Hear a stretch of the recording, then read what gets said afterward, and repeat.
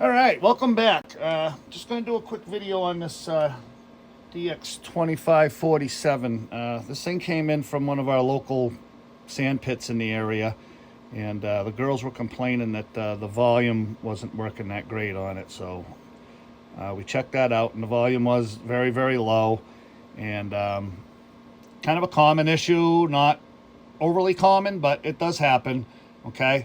This is a capacitor that goes in between the audio chip and the speaker, okay? And as these diminish or fail, they will reduce the amount of volume you get out of your radio. So it's not a big deal, and it's not like really common, but it does happen. So anyway, I didn't do a before video on this. I just have not had time. Had a lot of things going on in my personal life that I don't have a lot of time to sit here and do videos.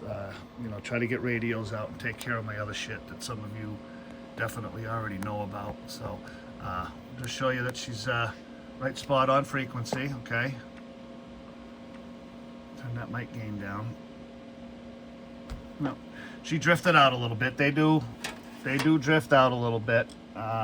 Anybody that says you can set these things and they're going to stay right on frequency, 10 minutes later they'll be off a little bit, but it's really no big deal. But we'll make it, we'll get it right for you, just so we'll keep the wombats off our back. Okay, so there you go, right on money. Okay, right spot on, and that's going to drift off. That's all there is to it. These are not $1,000, $2,000 radios. Okay, they do drift off frequency, and really the biggest thing that causes that is temperature change. Okay, so I don't know, a lot of guys have shacks out behind the house in a shed or wherever you may have it. Whether it's winter, spring, summer, or fall, the temperature changes, the frequencies on these radios are going to change. They're not built with the highest quality of components like you would get out of a Yaesu or an ICOM or something like that. But for what little bit they do drift, especially on the AM, it really doesn't affect anything. Okay, so that's why, like when we do our sideband frequencies, we spend, a good 25 minutes to a half hour just going back and forth and making sure we get everything as tight as we can, because every time you touch one of those cans, especially on the receive side, when you're tuning those receive cans, that changes everything in the transmit side and the receive side. So everything bounces back and forth as you're tuning. So if you see anybody that's just doing a tune on sideband, an alignment on sideband in in a minute, 2 minutes, it's probably not going to be spot on as much as they'd like to think that it is. But anyway, we'll just show you what she's doing on the low dead key. We've got that set for about a watt, maybe 1.5 watts, and about 5 on the high side. Okay, so again, single final radio. This is the base version of say a 959. Okay, single final radio. You don't want to set those dead keys on these single final radios any higher than 5, maybe 6 watts. Anything other than that, you're just crushing down the dynamic range between your dead key power and your peak power, and that's your audio. You want to keep that open as wide as you can. And like with these single final radios, there's not a whole lot of space between your low dead key and your high dead key. So a watt, 1.5 watts, and 5 watts is really about where you want to put them. Like I said, and is anybody going to hear any difference between 1 watt and 5 watts? Probably not. Okay, but you definitely don't want to crush down that dynamic range on your peaks. Okay, so see anybody or somebody's going to tell you that they're going to take your 959 or your 2547 and they're going to turn it up to 8, 9, 10 watts. That's not right. That's what you set a dual final radio at. That's not what you set a single final radio at. But anyway, We'll show you what she's doing real quick, okay? With that low dead key of 1 watt. Get that. 2 graticules, and they are graticules. They are not graduals. Okay, I heard somebody say something the other day that they're graticules or something. No, they're graticules. Okay, C-U-L-E, cule. It's graticule. Okay, so there's your low side. Give it a tone. And turn up that mic gain. Okay, there's your low. And there's your high, okay? Looking really, really good. No pinching, no flat topping, okay?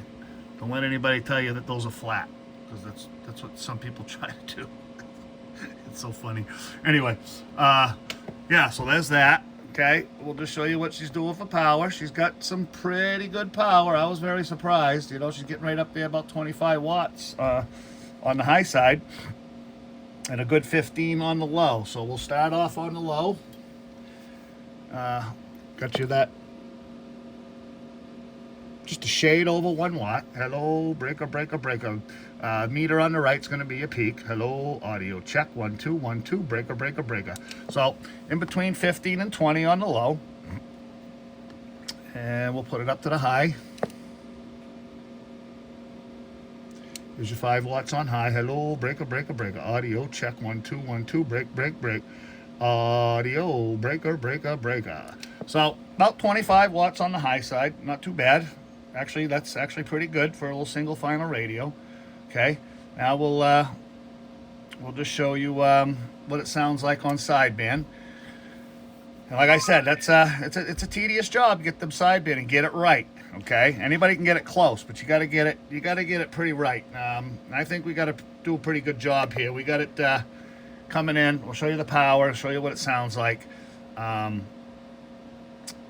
you're going to notice on my peak power for the sideband is not going to be as high as it is on AM.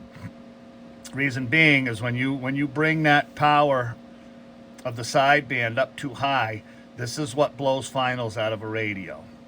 Anybody that's showing you, like this radio's peaking 25 on AM. If you've got that sideband up there at 25 or 30, and you're a big sideband talker, eventually you could have trouble with your radio, okay? You don't need all that power on sideband to make contact. So we've got this cut back to about 15 watts on the sideband. It'll work absolutely flawlessly. I know there'll be some naysayers that'll say something about that, but you know, we try to prevent radios from blowing up, and we don't try to do everything by the watt meter, okay? And I know that's what everybody likes to see, but you're not going to see that from here. So anyway, we'll just start off on the lower side, okay? And we'll show you what she sounds like on the low side and show you the power, okay? Hello, breaker. Audio check. 1 2 1 2 1 2. Break. Okay, so about 15 watts on the low. Sounds really good on the monitor radio. We'll go to the high side.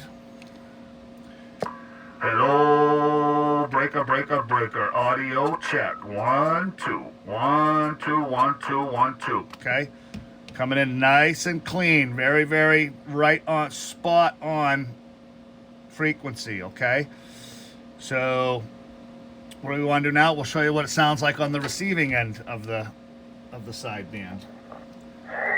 Hello, audio check. 1 2. Audio check. 1 2. Audio break. Audio 1 2 1 2.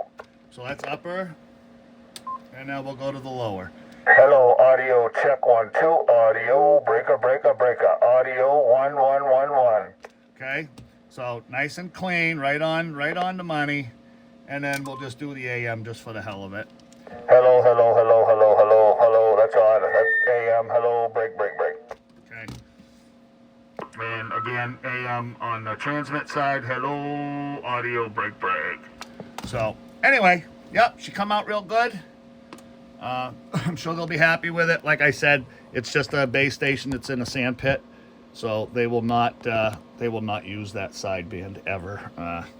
But that's all. The alignment on that is all part of the package deal. So we did put a new LED light in the meter that was blown out. It was an incandescent, so we threw an LED in there for them.